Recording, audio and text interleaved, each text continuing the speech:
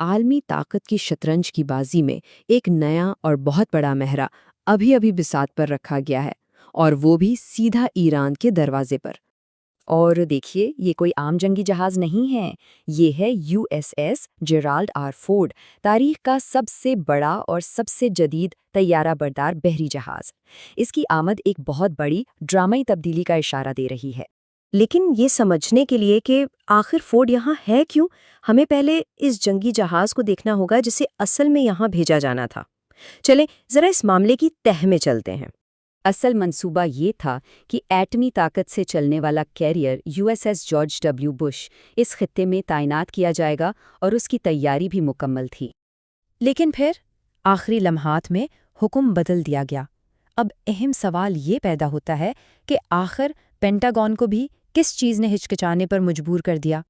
بات یہ تھی کہ خود پینٹاگون کے اپنے تھنک ٹینکس کی رپورٹس نے یہ کنفرم کیا کہ ایک نیا اور بہت طاقتور خطرہ سامنے آ چکا ہے، اور اس کی وجہ تھا ایک خاص ایرانی میزائل ذوالفقار۔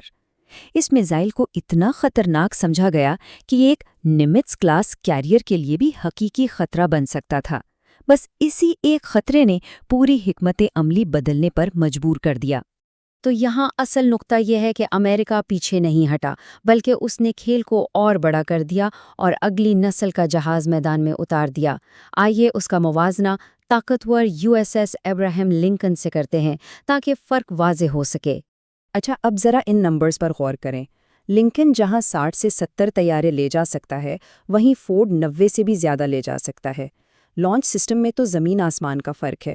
پرانا سٹیم کیٹاپلٹ سسٹم اور اس کے مقابلے میں نیا الیکٹرو میگنیٹک سسٹم۔ ریڈار اور دفاعی نظام میں بھی فورڈ کہیں آگے ہے۔ یہ صاف ایک پوری نسل کی چھلانگ ہے۔ طیاروں کی گنجائش میں یہ جو 20 سے زیادہ کا فرق ہے نا، یہ کوئی معمولی بات نہیں ہے۔ اس کا مطلب ہے ایک پورا کا پورا اضافی اٹیک اسکواڈرن جو کسی بھی وقت فضا میں ہو سکتا ہے۔ چلیں اب ذرا اس ٹیکنالوجی کی بات کرتے ہیں جو اسے اتنا خاص بناتی ہے۔ فورڈ صرف بڑا ہی نہیں، یہ بنیادی طور پر بالکل مختلف ہے۔ اس میں ایسے سسٹمز لگے ہیں جو کسی سائنس فکشن فلم کا حصہ لگتے ہیں۔ اس کو ایسے سمجھیں جیسے ایک بہت بڑی ریل گن جو ڈیک سے لڑاکا طیاروں کو فائر کر رہی ہو۔ یہ طاقتور مغناطیسی فیلڈز کا استعمال کرتی ہے تاکہ جیٹس کو زیادہ تیزی سے، زیادہ آرام سے اور زیادہ بھاری پے لوڈ کے ساتھ لانچ کیا جا سکے۔ اور یہ ایسی ٹیکنالوجی ہے جو فی الحال کسی اور نیوی کے پاس ہے ہی نہیں۔ یہ سسٹم ایک خاص ایرانی حکمت عملی کا توڑ ہے، یعنی جب ڈرونز، کشتیوں اور میزائلوں سے ایک ساتھ بہت بڑا حملہ کیا جائے تو یہ سسٹم دفاع کی آخری لائن ہے۔ یہ 1 سیکنڈ میں ہزاروں گولیاں فائر کر کے آنے والی میزائلوں کے پرچھے اڑا دیتا ہے۔ اور یہ چیز اس کے فائدے کو اور بھی بڑھا دیتی ہے۔ پرانے کیریئرز پر فضائی اور زیر آب خطرات کے لیے الگ الگ ریڈار سسٹم ہوتے ہیں۔ فورڈ یہ دونوں کام ایک ہی وقت میں ایک ہی سسٹم سے کرتا ہے، جس سے اس کے گرد ایک مکمل 360 ڈگری کا ناقابل تسخیر دفاعی حصار بن جاتا ہے۔ بات صرف کیریئر کی نہیں ہے، بلکہ اس پر موجود ہتھیاروں کی بھی ہے۔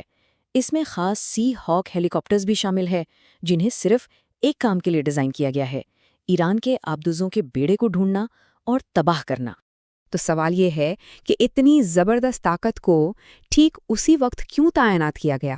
یہاں ٹائمنگ ہی سب کچھ ہے۔ یہ تعیناتی اچانک نہیں ہوئی، یہ ایک سوچا سمجھا قدم تھا۔ امریکہ نے جنیوا میں ہونے والے مذاکرات سے ٹھیک پہلے اپنا سب سے طاقتور مہرہ بساط پر رکھ دیا۔ پیغام بالکل صاف ہے، یا تو مذاکرات کی میز پر ہماری شرائط مانو، یا پھر ایک ایسے ہتھیار کا سامنا کرنے کے لیے تیار رہو جس کا فی الحال تمہارے پاس کوئی جواب نہیں ہے۔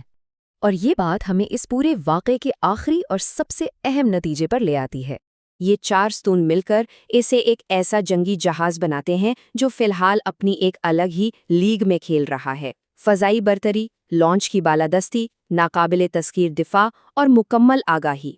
تو بات صاف ہے، USS جیرالڈ آر فورڈ صرف ایک جہاز نہیں، یہ ایک پیغام ہے، ایک سٹیٹمنٹ ہے۔ اور اب پوری دنیا سانس روک کے دیکھ رہی ہے کہ امریکہ کا اگلا قدم کیا ہوگا۔